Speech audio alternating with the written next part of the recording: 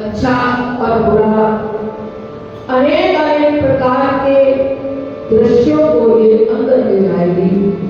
तो दिन की शुरुआत गुरु के दर्शन से हो रही है, ये बड़ी किस्मत की बात है। आपने सुना है कुछ ऐसे गुरु के प्यारों की गाथाओं को बाबा फरीद साहब, जिनके लिए ऐसा वर्णन आता है कि गुरु के दर्शन के लिए रोज उनकी दरबार में हाजिरी होती थी। ये गुरबाणी के अंदर वर्णन आता है। दर्शन करने की रोज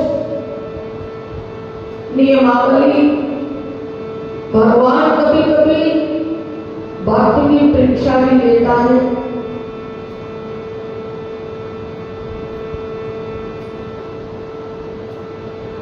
हम लोग नियम के अंदर सदा परिपक्व नहीं रहते। आपको पता है, उद्धव जी जब गोपियों के पास गए थे अपना ज्ञान सुनाने के लिए, वो एक भजन के माध्यम से कहा जाता है।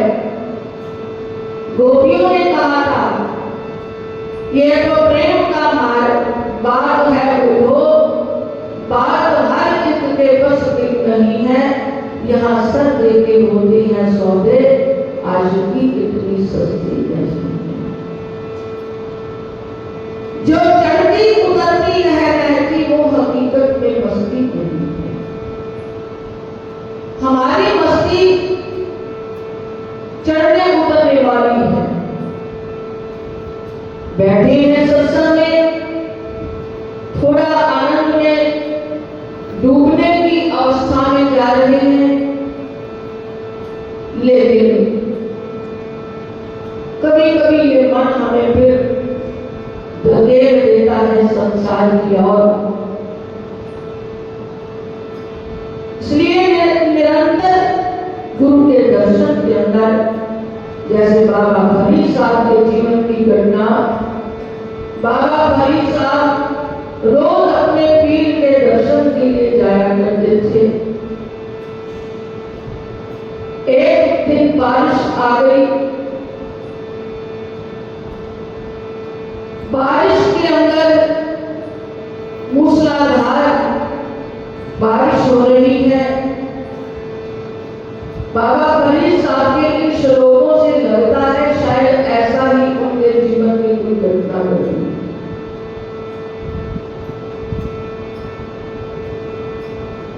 बाबा फरीद साहब कहने लगे कि जामा का पीछे कमली, रवा का टूटे में जाता हूं तो मेरी कमली मिल जाएगी, और नहीं जाऊंगा तो मेरे प्रेम की कमी आ जाएगी। अब करूं क्या? अगली पंक्ति में गुरबाणी में लिखा है, पिंजियों सिद्धियों कमली अल्लाह वर्षे में, भीड़ जाए मेरी कमली, कुछ भी हो जाए, ए अल्लाह, ए परमात्मा, ए खुदा, जितना मर्जी कर, पिंजियों सिद्धियों कमली अल्लाह वर्षे में, जाए मेरा बिना सजना के नाम। मैं अपने प्रीतम को जाकर मिलूं, अपने गुरु के दर्शन करने जाऊंगा, कुछ भी हो जाए, पिंजियों सिद्धियों कमली अल्लाह वर्षे में, जाए मेरा बिना सजना मेरा टूटे नाम में। यानी ये ऐसी कभी कभी जीवन में हमारी परीक्षाओं की घड़ी आती है। रोज का नियम बना बनाया टूटने की बात आ जाए तो लगता है कुछ ना कुछ हमारी कोई कमी होती है, और इस कमी को पूरा करने के लिए फिर अभ्यास की जरूरत पड़ती है। इसलिए ये आज हमारे सौभाग्य की बात है, हम गुरु महाराज जी के चरणों में बैठकर उनका दर्शन कर रहे हैं। मैंने श्लोक ये जो पहले वंदना के रूप में पढ़ा, एक सुल्तान बाहू नाम के ऐसे महान व्यक्तित्व वाले लिखारी हुए हैं, जिन्होंने लिखा, अल्लाह एक तन मेरा चश्मा हो गए। चश्मा किसको कहते हैं? ऐनक, जिससे हमारी रोशनी सही होती है। सुल्तान बाहू कहते हैं, अल्लाह एक तन मेरा चश्मा हो गए, मेरा शरीर चश्मे का रूप बन जाए। एक तन मेरा चश्मा हो गए, मैं मुर्शद में बिना लज्जा हूँ। लू लू के तन लख लख चश्मा, रोम हमारे कितने हैं गिने नहीं जा सकते। सुल्तान बाहू कहते हैं, एक एक लू के अंदर मेरे अनेक अनेक चश्मे बन जाए, मैं एक खोला एक गजा। इतने ढूंढिया में तो सबर ना आवे, इतना भी दर्शन करते हुए मुझे तृप्ति ना हो, इतने ढूंढिया में तो सबर ना आवे। मैं हो किते वाले भजा हूँ, मुर्शद दा दीदार वे बाबू, मैं लख करोड़ा हजा।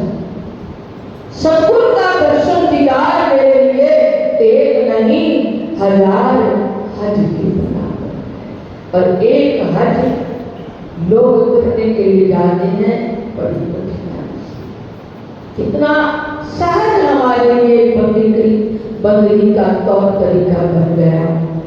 इतना भी हम निभाए तो ये गुरु महाराज जी की अनंत अनंत कृपा है कि हम आगे हैं, गुरु के दर्शन को अपनी आंखों से उनका दीदार करते हैं, उनकी महिमा का गायन करते हैं, श्रवण करते हैं। लेकिन ये भी अभ्यास बना रहे तो गुरु की कृपा है, लेकिन इसके अंदर भी हमारा मन बाज बाज हमें मानो एक कदम आगे बढ़ता है तो 10 कदम पीछे की ओर चल पड़ता है।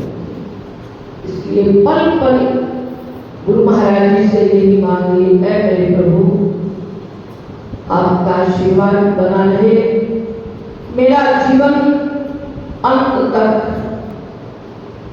आपके साथ प्रेम का नाता बना रहे।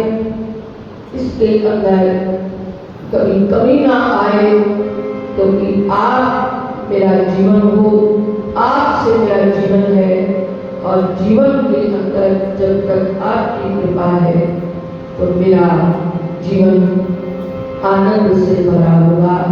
और गुरु के दर्शन की महिमा क्या है, मैं उस भाव को एक भजन के अंदर कहूंगी, सब मिलकर माना है।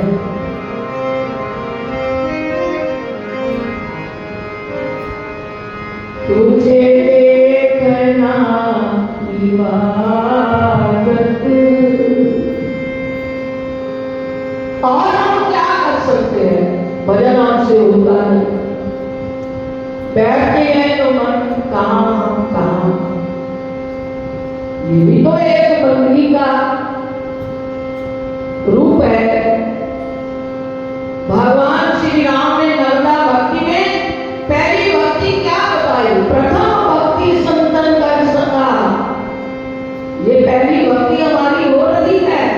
दूसरी भक्ति काम कथा प्रसंगा, दूसरी मेरी भक्ति है जहाँ मेरा सत्संग मेरी कथा हो, वहाँ आपकी रुचि बने, रति बन जाए, ये दूसरी भक्ति है। तो आइए ऐसी भक्ति हमारे अंदर परिपक्व हो जाए तो जीवन सफल हो जाए। तुझे देखना इबादत, तेरी याद बंदगी है। तुझे देखना इबादत, तेरी याद बंदगी है। तुझे देखना इबादत,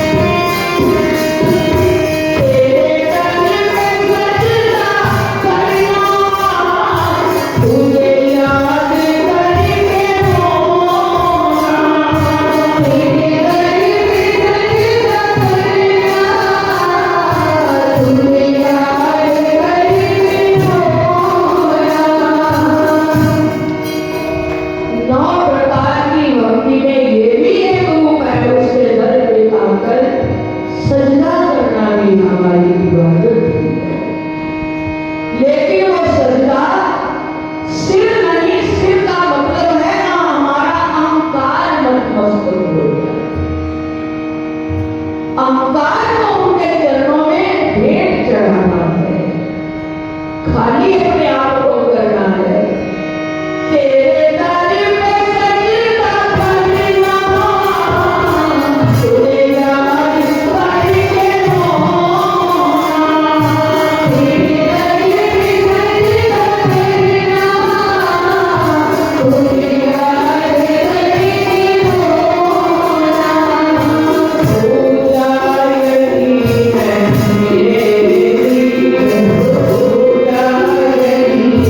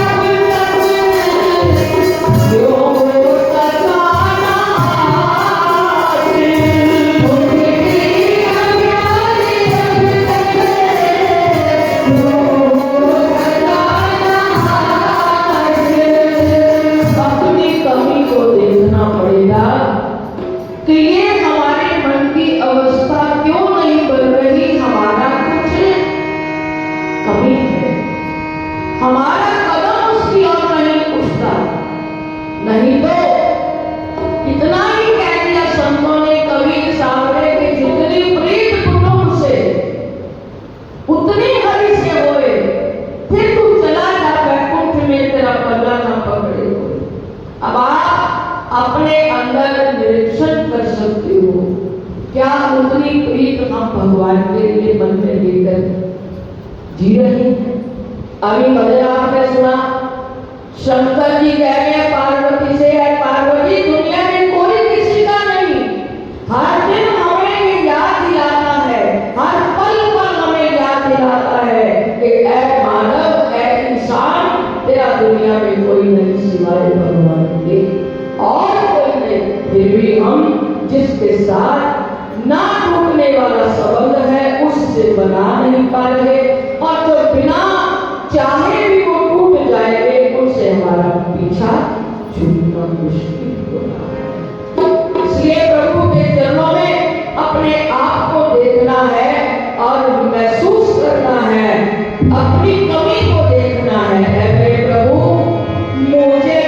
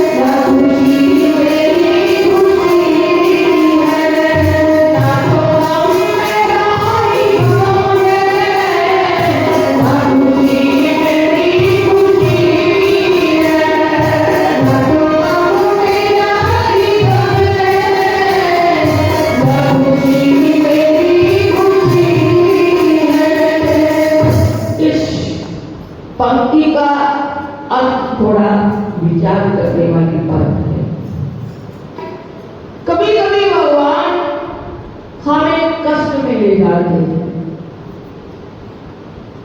और हम भजन ज्यादा करने की बजाय छोड़ना शुरू हो जाता है।